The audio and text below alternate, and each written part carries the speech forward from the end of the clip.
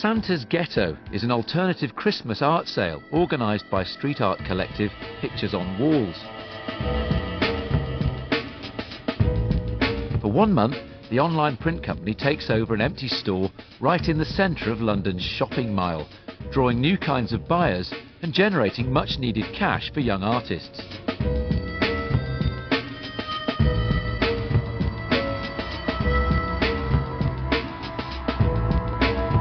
Street art is a new movement. A lot of the people that are involved in this movement aren't tied to the art gallery traditions. They're kind of young entrepreneurs. They're quite happy to take over an empty space or a derelict space, get together with a few people and present their work on their terms.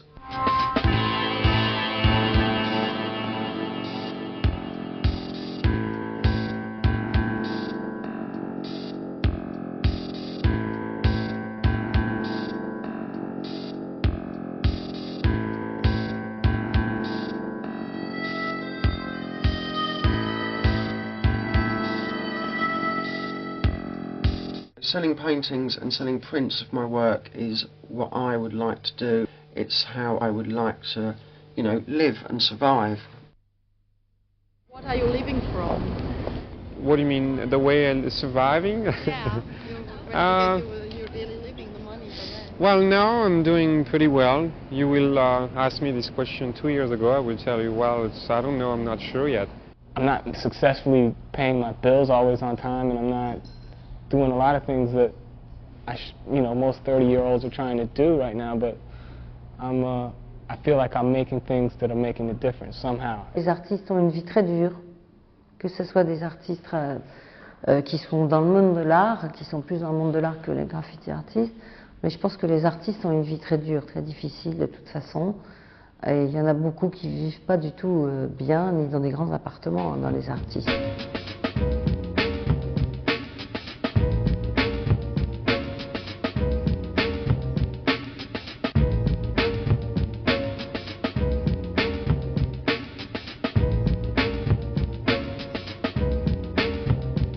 Santa's Ghetto is supported by England's best-known street artist.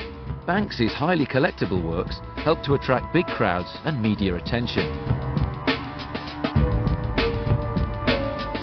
Some of these artists have been successfully selling their work through shows and exhibitions that they themselves have organised. These people are now almost acting like agents or gallery owners to the new artists. But it's all being done in a much fairer and a much more honest way. The Parisian art temple, Palais du Tokyo, has been bombed by French street artist André. Inside the museum walls, André runs a dedicated street art store, selling limited editions, presented rather coolly in converted shop refrigerators.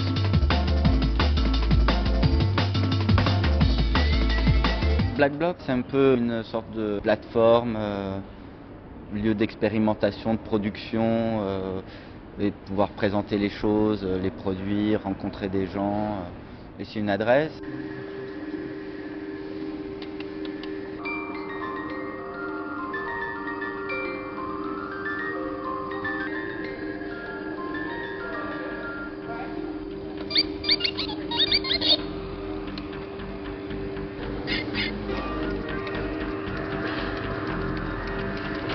Je pense qu'on fait partie d'une génération, on a grandi avec les Lego, les Playmobil, les personnages de la Guerre des Étoiles, une réelle culture de la figurine produite à partir d'un film ou d'un dessin animé, donc on a grandi avec ça. Licenses for vinyl figures and designer toys have become an important revenue stream for street artists. Michael Lowe, comme les éditions japonaises de Kubrick, pour qui je travaille d'ailleurs, on est en train de faire une série. Pour nous, tout d'un coup, c'est fascinant d'avoir, puisque c'est souvent des séries limitées, mais d'avoir tout d'un coup une esthétique qui n'est pas décidée par une multinationale.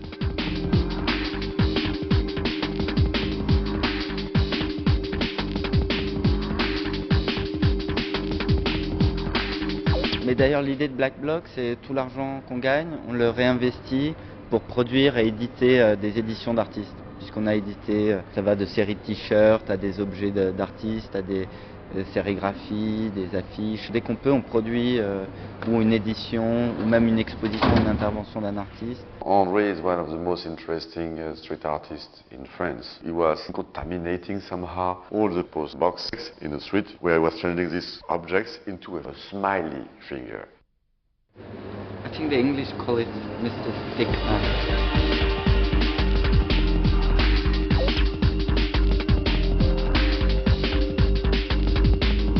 André has become a fully-fledged cultural entrepreneur, from running exhibitions, creating artworks and toy ranges for multinational youth brands, to opening clubs in Paris and other cities.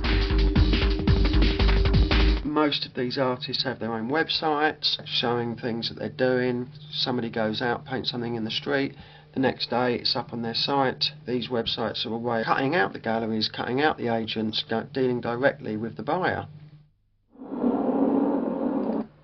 On his website, Futura keeps a visual diary of wherever he is in the world. Futura has always nurtured direct communications with his internet-based fan community. My cyber base is growing because I'm reaching out now to people who I don't know and who are apparently gleaming some knowledge from what I'm doing. You know, what is it to me to send out a postcard or a little box with a t-shirt to some kid that sent me clever email? And I hope that spill off of that grassroots communication and contact, you know, that's the kind of thing like an artist really needs.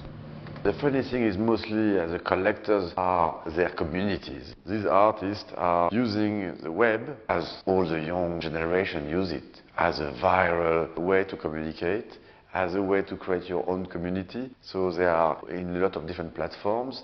They are exchanging, dialoguing, mapping. Space Invader, for example, is really mapping the work he's gluing on the wall with different items and mark buildings and things like this on every city he went. And it takes you to unexpected places all the time.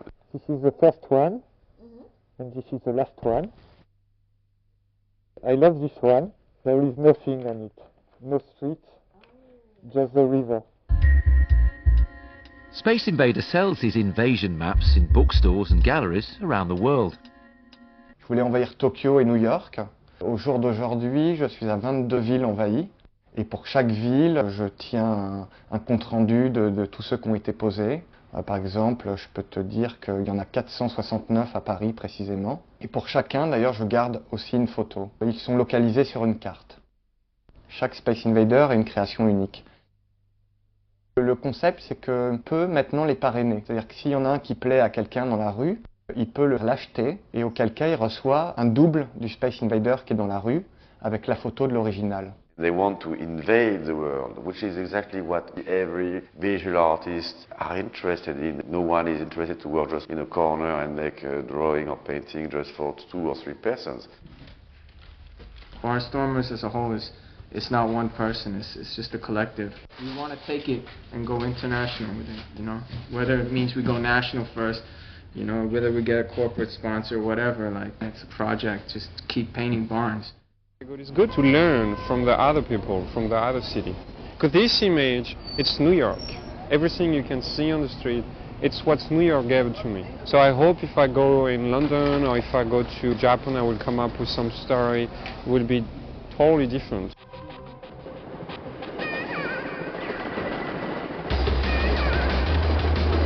All street artists travel the world and leave their works behind, like here in Tokyo. A global presence is essential, the first step towards the all-important recognition by peers and future art and advertising clients.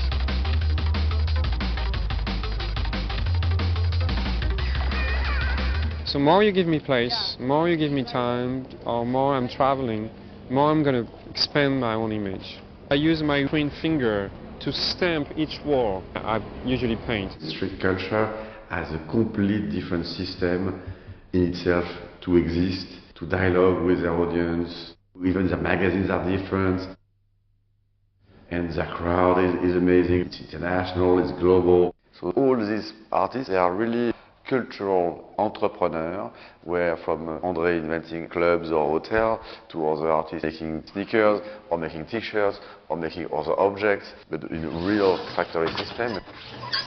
They're making a limited edition. They are really reinventing what an artist can be today.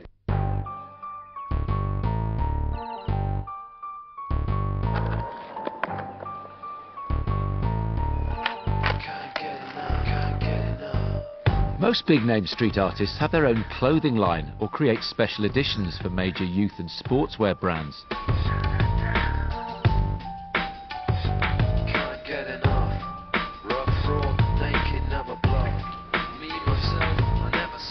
Guerilla and fellow street artist Stash started their own label in New York's Lower East Side.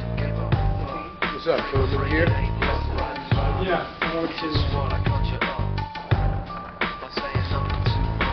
Recon is our first shop, initially that we had to give us a chance to have some control over our own distribution locally and then get other brands in from friends and stuff like that. The business of running a store or that sort of management aspect of what we do, I got nothing really to do with. I'm more of art director and creative type person that doesn't really have to worry about that. If I could see kids out there running my shit, good. If they just let me see them every once in a while, you see them in London or Germany or Japan and stuff like that. If I can see some kid walking down the street with a t-shirt on, it'd make me feel happy. Just to see it would be great, huh? Or a grown guy, 55 years old, $30,000 painting on the wall. It'd be nice to see every once in a while. Whose game you dealing? Whose cards you feeling? Found all my demons. Rammelsy sells paintings, customised skateboards and clothing items to street fashion brands like Supreme, whose owner made the pilgrimage to Rammelsy's mystic street art workshop. The guy called me on the email, said he liked my work, liked to do something with me. Said, fine, you get a deal, end of deal after the first deal. He came, he bought, he didn't know what he was getting into, I didn't know what I was getting into. He looked around, we had a good time. He bought more. He bought more. Then he kept buying more. What do you do? Je pense évidemment Coca-Cola et Nike se servent des artistes maintenant parce qu'ils voient que c'est dans l'air du temps. Mais il n'y a pas que, il y a plein d'autres marques qui se rapprochent tout d'un coup des artistes. At the moment, street art's very kind of cool. It's always in magazines. Advertisers are constantly using it. Big brands want to be associated with this street art movement. It's a way for them to look cool. So the option of me working for larger brands, Nike for example, doesn't really interest me. It's not something that I'm particularly keen to do. However, there are quite a few people out there that are more than happy to work for these brands. So lots of money to be made. The marriage to the brand for these artists can be very positive or can be very dangerous. You can dilute yourself, you can lose yourself with a big brand, but it depends what do they want from you. Things too mass market, there's no passion in any fashion at the moment. The former Scottish street vandal turned anti-fashion designer Noki customises second-hand clothing using street art techniques. My first connection to street art would have been living in Old Street when I moved up there in '95. And it was street art in the sense of an energy. There was a real kind of uniform people wore. We wore ironic t-shirts, people wore Mickey Mouse. None of us had ever been to Disneyland. So irony was really fresh.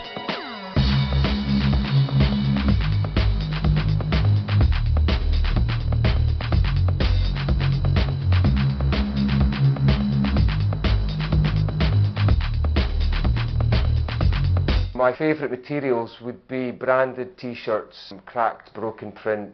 I'm more into the sort of direct action, DIY, mark making, reclaiming stains on t-shirts by putting stencils over the top. If there's holes in it, they become mouths or eyes. When I cut the t-shirt or I hole punch the t-shirt, when I slash it, that's my breaking McDonald's windows or standing with a protest pole, aggravating police and aggravating the corporate.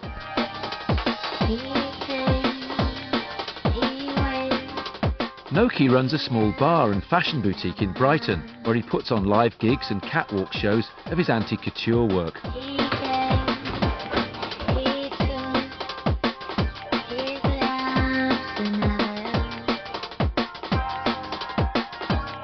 I always just treat everything I do as one big installation.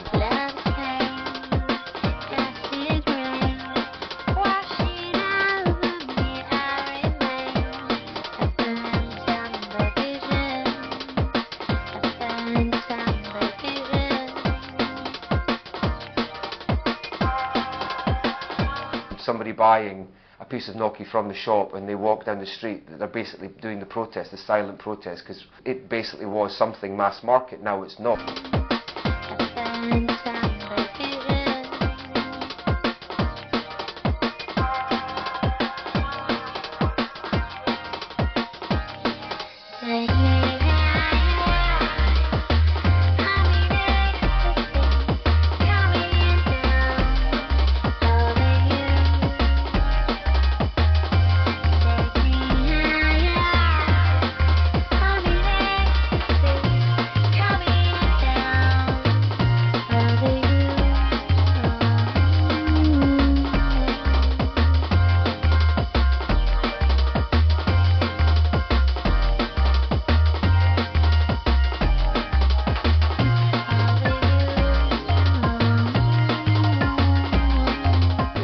You see the shows, I'm doing a culture jam on you, because what you're looking at is one-off pieces. It's been jammed into the system.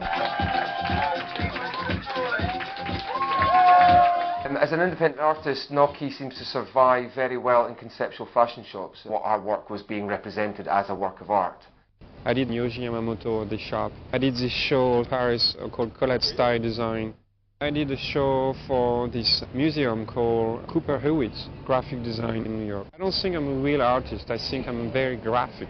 Small independent galleries like Elm's Leicester in London were the original supporters of street art in the contemporary art market.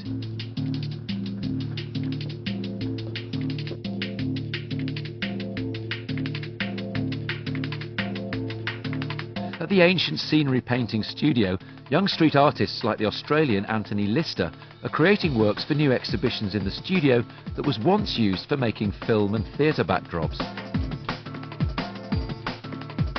The original people buying, they would buy something because they had brought up with names like Futura, they'd bought the t-shirt, they'd bought the trainers, they'd bought the poster, and all of a sudden they were 25 to 35, had disposable income, and buy a piece of art by one of their heroes as they were growing up. In previous days, they had music, they had their clothes, they had their films, but they never really had their art. You have young people coming in here discussing paintings like 16, 14, 15, sitting there talking about a painting for half hour. Well, that's never happened in the history of art. The typical art galleries, not interested in it up until quite recently. They've always looked at it as, you know, not real art and no money to be made in it. I think it's a real important time. I think curators are getting younger. I think the global art institution is looking a lot more in that direction. So hopefully that'll mean people that I admire, that are famous within the graffiti scene, but outside of which are, you know, unknowns, will begin to get a little more credibility.